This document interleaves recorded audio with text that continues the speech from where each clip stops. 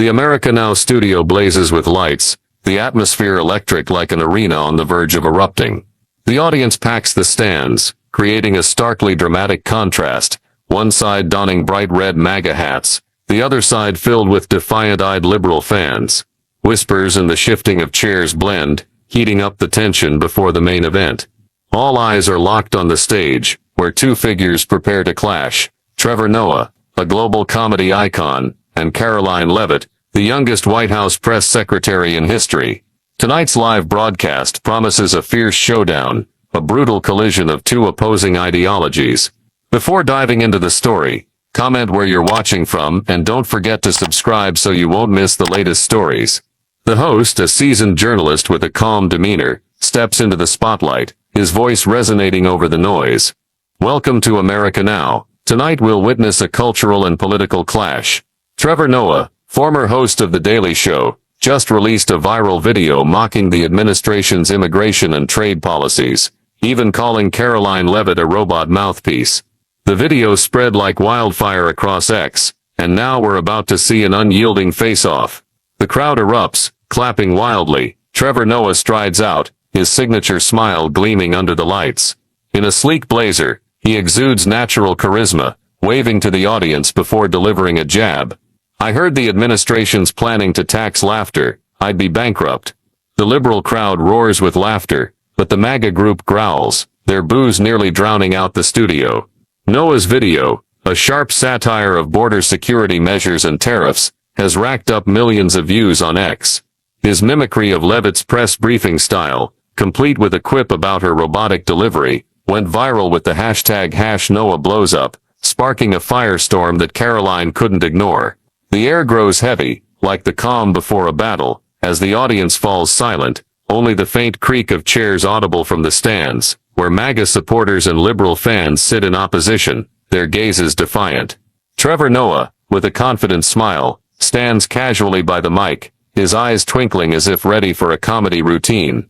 Across from him, Karoline Leavitt, White House press secretary, radiates cold confidence, her sharp eyes like blades, her hand resting lightly on the podium, poised to strike. The mix of applause and boos fades, giving way to a charged silence. The host, with the composed air of a veteran journalist, speaks clearly and decisively into the hushed room. "Ladies and gentlemen, let's dive into the heart of tonight's dialogue. On this stage are two powerful voices, Trevor Noah and Karoline Leavitt. We expect a frank, sharp, and unflinching exchange." He pauses, his gaze sweeping the audience, then continues. "Trevor, you've criticized the administration's immigration and trade policies. Are they really as harmful as you claim?" Noah leans into the mic, his signature smile lighting up the stage. "Thank you, show. Thank you, everyone," he begins, his tone light but incisive. "I'm not here to start a war, but let's look at this. This administration builds walls that divide, not just at the border, but in people's hearts, and tariffs. A recent report shows consumer prices up 15% due to import taxes. Americans are paying the price, from coffee to clothes. I use satire to show people the truth through laughter, because politics isn't just numbers, it's lives." The liberal crowd laughs loudly, raising hands in support, but the MAGA group roars, their jeers piercing the air. Leavitt doesn't flinch, her eyes locked on Noah. She waits for the noise to subside, then steps closer to the mic, her voice clear and cutting. "Trevor, you tell a good story, but your story lacks truth," she retorts, prompting raucous applause from the MAGA crowd. "You say the wall divides, I say it protects. Illegal immigration is down 30% thanks to our policies. Tariffs? They've driven 4% economic growth, creating 2 million new jobs. Do you have data to counter that, or just jokes to make the audience laugh?" The MAGA crowd cheers while Noah's fans exchange glances, caught off guard by her intensity. Noah raises an eyebrow, still smiling. "Karoline, you're a numbers pro," he replies, his tone dripping with sarcasm. "But numbers don't tell the whole story. Last week I met an immigrant family in Texas whose kids were separated because of your policies. They cried, not over data, but over a broken family. My humor gives them a voice, showing Americans the real cost of that wall." The liberal crowd claps, but Leavitt cuts in sharply. "Americans, Trevor?" she asks, her voice icy. "You talk about Americans, But do you know how workers in Michigan who lost jobs to illegal immigration feel? I represent them, not people laughing at their struggles from air-conditioned rooms. The MAGA crowd explodes, chanting Karoline. Leavitt presses on. You talk about the cost of tariffs, but do you know that 15% price hike is offset by millions of manufacturing jobs? What's your solution? Noah shakes his head, trying to stay composed. Karoline, you talk jobs, but Americans are paying more for everything. He fires back. My humor doesn't just make people laugh, it asks, who do these policies serve? Workers or big corporations? He points to the audience, but the liberal applause is weaker, as if sensing Leavitt's pressure. Leavitt smiles, her eyes never leaving Noah. You ask questions, but you dodge answers, she says, her voice sharp as a blade. What does the media like you do besides mock? Are you accountable to your millions of viewers, or just chasing views on X? The MAGA crowd laughs loudly, the pressure weighing on Noah. The atmosphere is suffocating, like an arena reaching its climax. The audience sits still, eyes glued to Trevor Noah and Karoline Leavitt, two figures turning the dialogue into a tense battle. Noah's signature smile now carries a hint of strain as he adjusts his blazer, preparing to respond. Leavitt, her sharp eyes fixed on her opponent, stands firm at the podium, her hand resting lightly but resolutely. The mix of applause and boos from MAGA and liberal fans creates a chaotic symphony. The host, with his calm demeanor, raises a hand, his voice cutting through. Trevor, Karoline, both of you have delivered sharp perspectives. Let's dig deeper. Are the administration's immigration and trade policies helping or hurting America? Noah takes a breath, his gaze sweeping the audience, trying to regain ground. Folks, let's talk about the real cost of these policies. He begins, his tone serious and sharp. This administration tightens asylum processes, detaining thousands in camps. A UN report estimates the U.S. spends $20 billion a year on these facilities. That's money that could go to education, healthcare, and the human cost. I visited a camp in New Mexico, met a refugee mother from Honduras. She fled violence, but was detained like a criminal, her child kept from her. Is that the America we want? The liberal crowd claps loudly, some standing to cheer. On trade, tariffs are wrecking supply chains. An MIT study shows 25% of global supply chains disrupted by import taxes. American businesses, from factories to shops, are struggling. My satire speaks for them. Leavitt doesn't waver, gripping the mic, her voice clear and cutting. Trevor, you tell another touching story, but you're dodging the truth, she replies, sparking cheers from the MAGA crowd. You say detention camps cost $20 billion, I say they protect national security. The Department of Homeland Security reports strict asylum policies cut fake applications by 40%, stopping system abusers. You talk about the Honduran mother, I talk about Americans in California, safer because we control the border. Our policies put national duty first. The MAGA crowd erupts, chanting Karoline, while Noah's fans exchange quiet glances. Noah shakes his head, his eyes tense. Karoline, you talk security, but you forget humanity, he counters. Those detention camps aren't solutions, they're prisons in disguise. I met a 10-year-old boy in Texas who hasn't seen his mom in 6 months because of your asylum process. That's not security, it's injustice. And tariffs, they're crushing small businesses.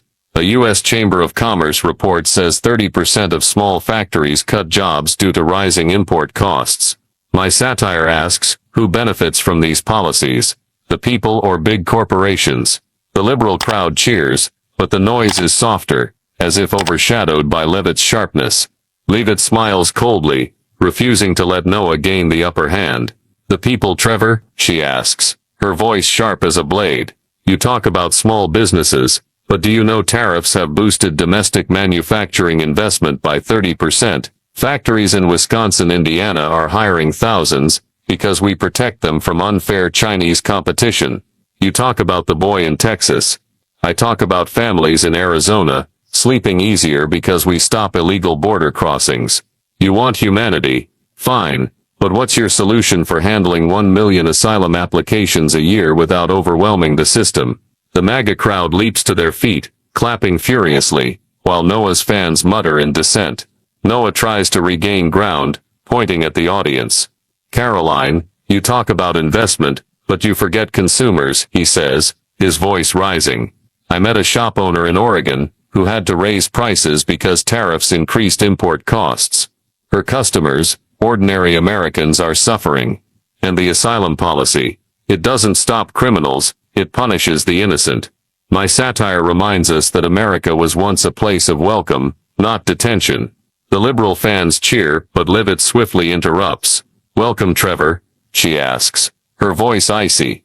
America welcomes when laws are enforced, when American businesses can compete globally. You talk about the Oregon shop owner. I met workers in Michigan who have steady jobs because we protect manufacturing. You want to welcome refugees, propose a way to manage the influx without chaos. The MAGA crowd laughs loudly, the pressure bearing down on Noah. Noah, his smile now a thin veneer, adjusts his blazer, trying to mask his tension. Leavitt, her eyes sharp as blades, stands firm at the podium, radiating unshakable confidence. The mix of applause and boos from MAGA and liberal fans creates a chaotic symphony. The host, with his calm demeanor, raises a hand, his voice cutting through the studio. Both have made strong arguments about policy. But what role does the media play in shaping perceptions of these policies? Leavitt steps closer to the mic, her eyes locked on Noah, her voice clear and cutting. The media, Trevor, is the biggest problem, she begins, prompting raucous applause from the MAGA crowd. You and people like you, comedians, liberal journalists, turn politics into a joke. A Pew Research Center study shows 65% of Americans believe liberal media distorts the truth to fit their agenda. You call our policies unjust, but you don't tell the full story. You pick emotional tales to drive views, ignoring data. Our asylum policy cut fake applications by 40%, protecting legal immigration. You want truth, stop turning it into a punchline. The MAGA crowd leaps to their feet, chanting Karoline, while Noah's fans exchange quiet glances. Noah takes a breath, his eyes flashing with resolve. Karoline, you criticize the media, but you forget the media is the people's voice, he counters, his voice rising, trying to reclaim ground. My humor doesn't distort truth, it exposes it. A Columbia Journalism Institute report says 70% of Americans want media to question the government, not parrot its talking points. I tell stories of refugees in detention camps because no one speaks for them. I talk about disrupted supply chains because small businesses are hurting. My media holds the government accountable, not entertains. The liberal fans cheer, some raising hands, but the noise is weaker, as if overshadowed by Leavitt's sharpness. Leavitt smiles coldly, refusing to let Noah gain the upper hand.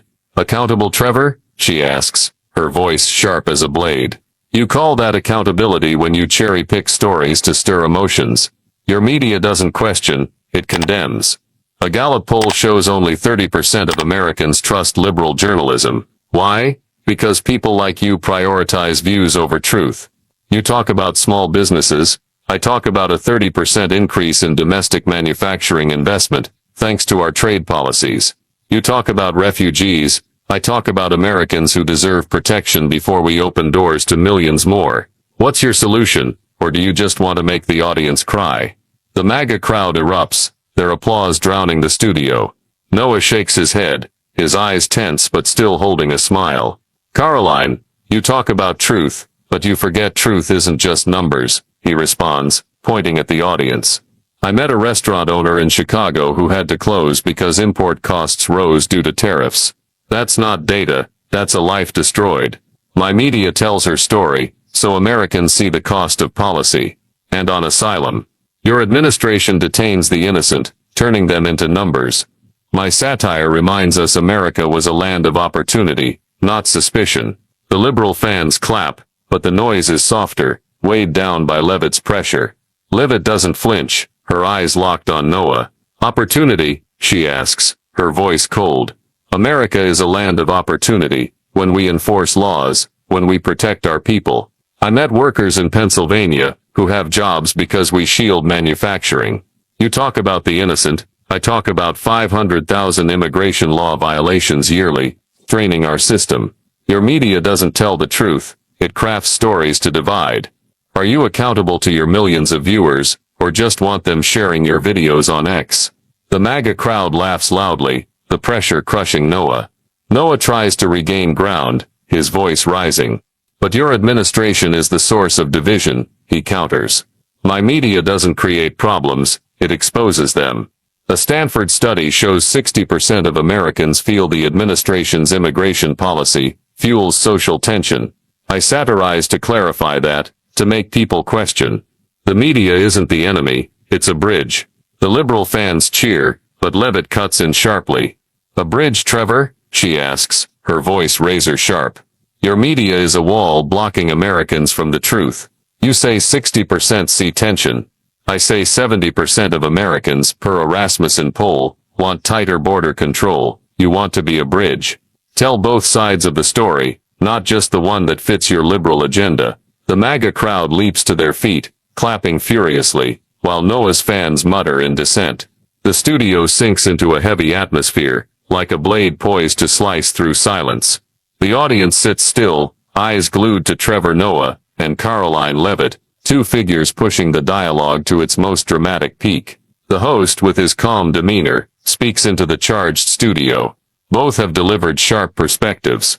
But can the media rise above this polarization, or is it deepening the divide? Noah, his gaze sweeping the audience, tries to reclaim ground. The media isn't the problem, it's the solution. He begins, his voice rising with resolve. A Shorenstein Center survey shows 55% of Americans want media to expose truth, even if it's uncomfortable. I tell stories of people hurt by your policies, refugees in detention camps, small businesses choked by tariffs. My media gives them a voice, so Americans see both sides. If I don't do that, who will? The liberal fans clap loudly, some standing to cheer, but the noise is weaker, weighed down by Leavitt's pressure. Leavitt doesn't move, her eyes locked on Noah. She waits for the applause to fade, then steps closer to the mic, her voice clear and sharp as a blade. Both sides, Trevor? She asks, her tone icy, sparking cheers from the MAGA crowd. You say you give people a voice, but you only amplify those who fit your narrative. An Edelman Institute study shows 60% of Americans believe liberal media is biased, pushing them to extremes. You talk about refugees? I talk about Americans who feel abandoned when media like you mock their concerns about security, jobs. Your media doesn't unite, it divides. The MAGA crowd erupts, standing and chanting, Karoline, while Noah's fans exchange quiet glances. Noah shakes his head, still forcing a smile. Karoline, you call me biased, but your administration is the source of division, he counters, pointing at the audience. I met a teacher in Nevada who said her students are scared because of immigration policies. My media tells their story, forcing the government to face the consequences. Satire doesn't divide, it clarifies. An NYU study shows 50% of Americans feel media helps them understand policy better. I'm here to question, not condemn. The liberal fans cheer, but the applause fades, as if overshadowed by Leavitt's sharpness. Leavitt smiles coldly, refusing to let Noah gain ground.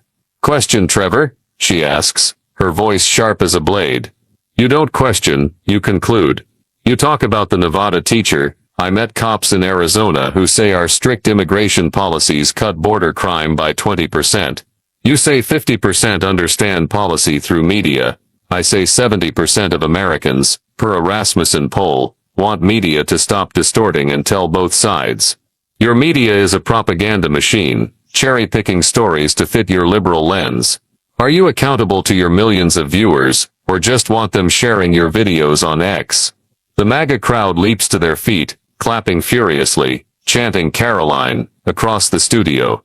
Noah tries to regain ground, his voice rising, eyes flashing with desperation. Karoline, you call me propaganda, but you're the one parroting the administration like a machine. He counters, pointing at Leavitt. My media exposes the truth you hide. I tell stories of the hurt because your administration doesn't. My satire reminds us, America is a place of truth, not control. But his words are cut off by boos from the MAGA crowd, and the liberal applause is weak, as if they sense the momentum tilting toward Leavitt. Leavitt steps forward, her eyes never leaving Noah, her voice ringing like a final blow. Truth? You don't know what truth is, she says, sparking an explosion from the MAGA crowd. You talk about America, but you don't understand Americans. I'm an American, born and raised here, hearing stories of people who feel abandoned by media like you. You're a foreigner, standing on this stage, laughing at their pain, turning politics into a circus for views. A Quinnipiac Center poll shows 80% of Americans want media to focus on facts, not emotions. I represent them, the people who want law, security, and opportunity. Who do you represent besides yourself? The MAGA crowd leaps to their feet, clapping like thunder, while Noah's fans fall silent, their eyes wavering. Noah opens his mouth, but his words are stifled by the audience's roar. He shakes his head, his eyes betraying unease, unable to respond immediately. Karoline. He starts, but his voice falters, as if Leavitt's pressure has thrown him off. The liberal fans murmur, trying to rally, but their noise is feeble against the MAGA crowd's eruption. The host intervenes, his voice resounding. Can the media bring us closer together, or will it forever be a divisive arena? The studio erupts in thunderous applause and chaotic boos. The clash between Trevor Noah and Karoline Leavitt has reached its peak, leaving the audience in a mix of shock and exhilaration.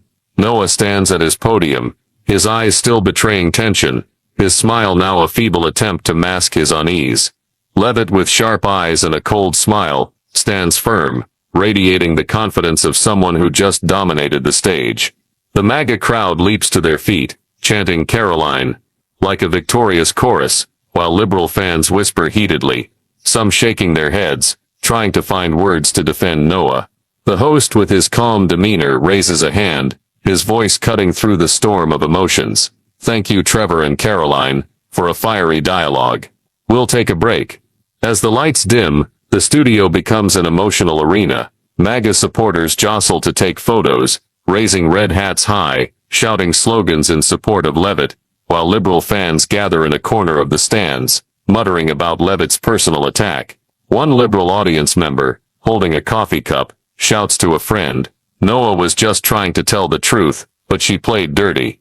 Nearby, a MAGA hat wearer laughs loudly, retorting, Noah's out of tricks. Karoline gave him a lesson. The tension spills into the hallways, where audience groups continue arguing, turning the studio into a microcosm of America's polarization. Meanwhile, social media, especially X, explodes like a volcano. Within minutes of the climax, the hashtag #Leavitt fees Noah rockets to the top of trending, with thousands of posts appearing every second. Leavitt supporters lead the charge, posting memes about Noah's moment of hesitation, unable to counter her attack. A viral meme shows Noah with the caption, when you think satire wins everything, but you meet Karoline. One X-user writes, Karoline Leavitt just taught Noah a lesson in truth. #MAGA #Leavitt wins.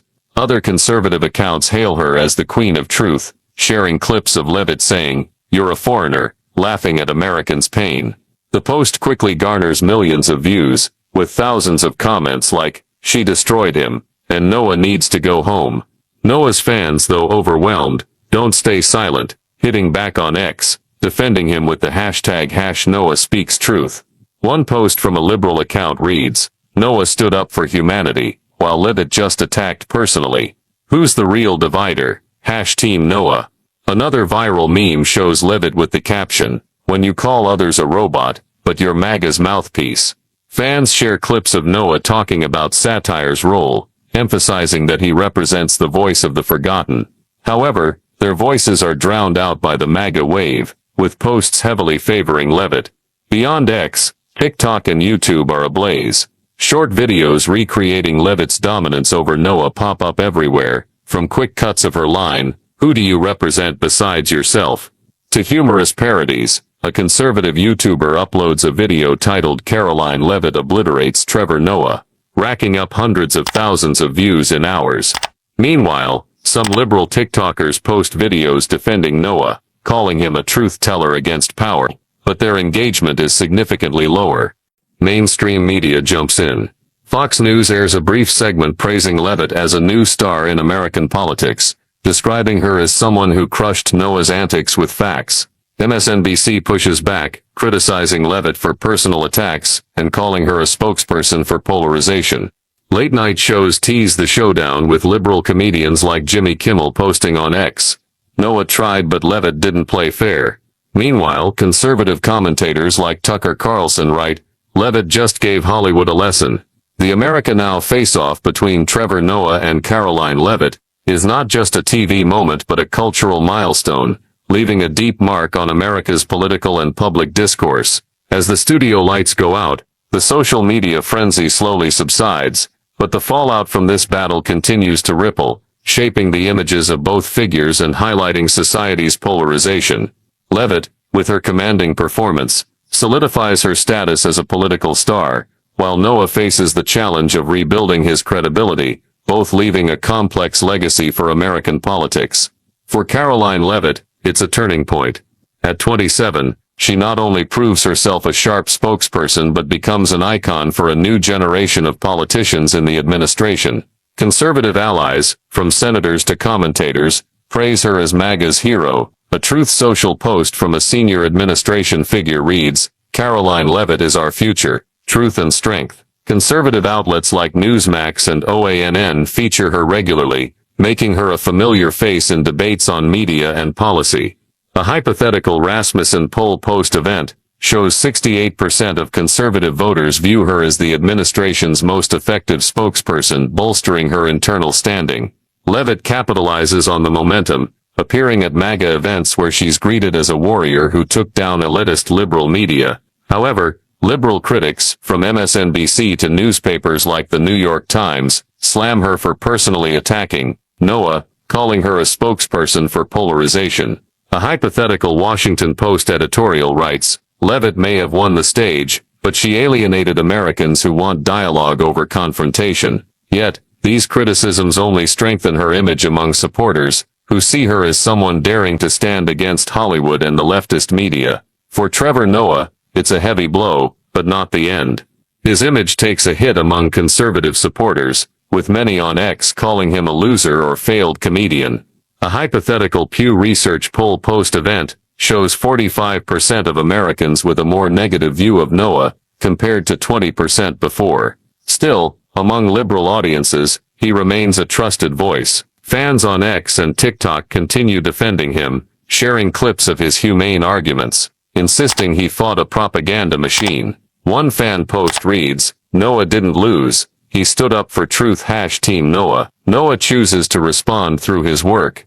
He produces a special episode on a streaming platform, analyzing the showdown, acknowledging the challenges, but emphasizing satire's role in questioning power. The episode draws millions of views, helping him regain some credibility. However, he shifts focus to international projects, like a documentary on global immigration, avoiding direct U.S. political debates. A hypothetical Variety source says Noah is seeking to position himself as a global storyteller, not just a political comedian. The showdown's conclusion leaves a lasting impact on American politics, highlighting the polarization between conservative and liberal media. It becomes a symbol of the culture war, cited by analysts in articles and podcasts, as an example of how media shapes public perception. A hypothetical Stanford University study, post-event finds 62% of Americans believe debates like Leavitt-Noah deepen divisions, but 58% also say they help clarify political issues. The event sparks discussions in schools and public forums about satire's role, media responsibility, and the duty of public figures.